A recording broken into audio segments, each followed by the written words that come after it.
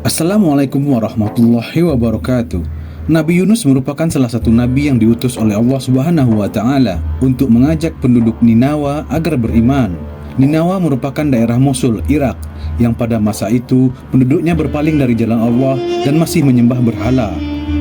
Pada suatu ketika, Nabi Yunus menemui penduduk Ninawa yang sedang melakukan ritual penyembahan berhala. Kedatangan Nabi Yunus ditolak oleh penduduk. Bahkan mereka mengolok-olok dan menghinanya, sehingga hal ini menyebabkan Nabi Yunus marah dan meninggalkan mereka. Kemudian Allah Subhanahu wa taala meminta Nabi Yunus untuk memberitahukan kepada kaumnya bahwa Allah akan memberikan azab. Saat meninggalkan kampung Ninawa, Nabi Yunus sudah tidak mengharapkan keimanan para penduduknya. Beliau pergi dengan perasaan penuh amarah dan kecewa dengan kaumnya. Setelah penduduk mengetahui bahwa Nabi Yunus telah pergi, maka azab benar-benar diturunkan oleh Allah Subhanahu wa taala.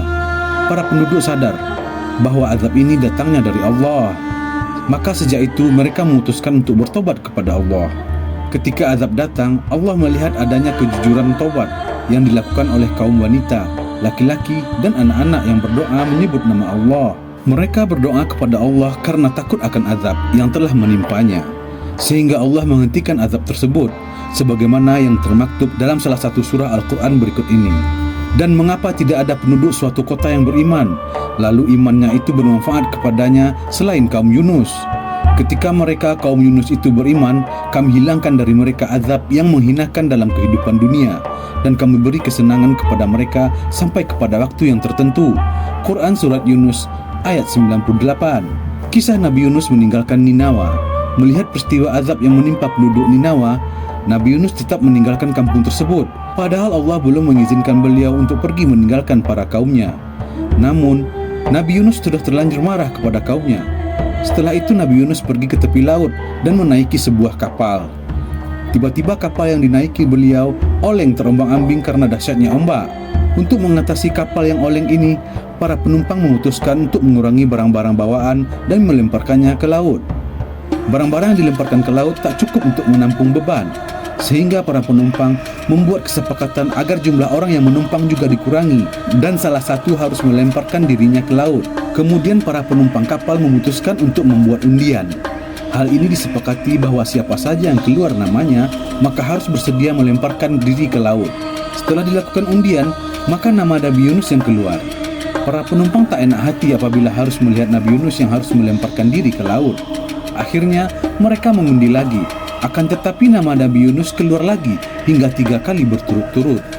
Dengan perasaan pasrah, Nabi Yunus akhirnya melemparkan tubuhnya ke laut. Setelah tubuh tenggelam di kedalaman laut, Allah telah mengirimkan ikan paus dan mengilhamkan kepada ikan tersebut agar menelan Nabi Yunus tanpa merobek dan melukainya. Akhirnya ikan paus tersebut benar-benar menelan Nabi Yunus tanpa merobek dagingnya dan mematahkan tulangnya. Saat berada di dalam perut ikan, Nabi Yunus hanya melihat kegelapan dan tak ada makanan yang dapat dikonsumsi.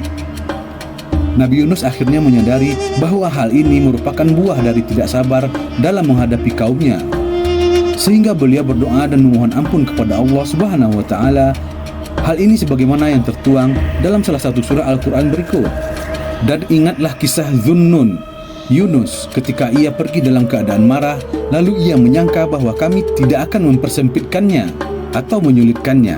Maka ia menyeru dalam keadaan yang sangat gelap bahwa tidak ada Tuhan yang berhak disembah selain Engkau, Maha Suci Engkau. Sesungguhnya aku termasuk orang-orang yang zalim.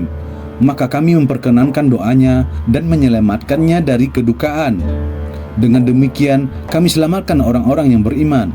Quran Surat Al-Anbiya ayat 87 sampai 88. Allah Subhanahu wa taala telah memperkenankan doa Nabi Yunus dan mengeluarkannya dari perut ikan.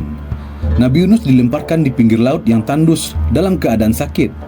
Kemudian Allah menumbuhkan sebatang pohon dari jenis labu untuk beliau konsumsi.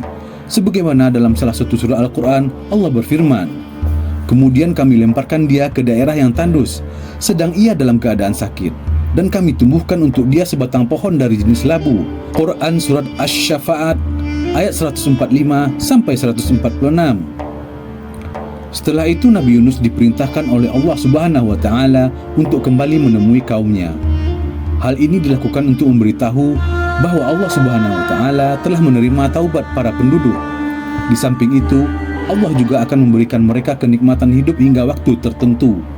Sebagaimana dalam salah satu surah Al-Quran berikut ini, dan kami utus dia kepada 100.000 orang atau lebih, lalu mereka beriman.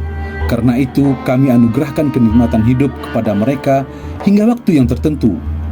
Quran Surat Asy-Syafa'at ayat 147 sampai 148. Doa Nabi Yunus ini bisa dibaca dan diamalkan oleh umat muslim karena memiliki banyak keutamaan. Berikut doa Nabi Yunus dan artinya: La ilaha illa anta subhanaka inni kuntu minaz zalimin. Artinya, tidak ada Tuhan selain Engkau, Maha suci Engkau, sungguh aku termasuk orang-orang yang zalim. Quran Surat Al-Anbiya ayat 87.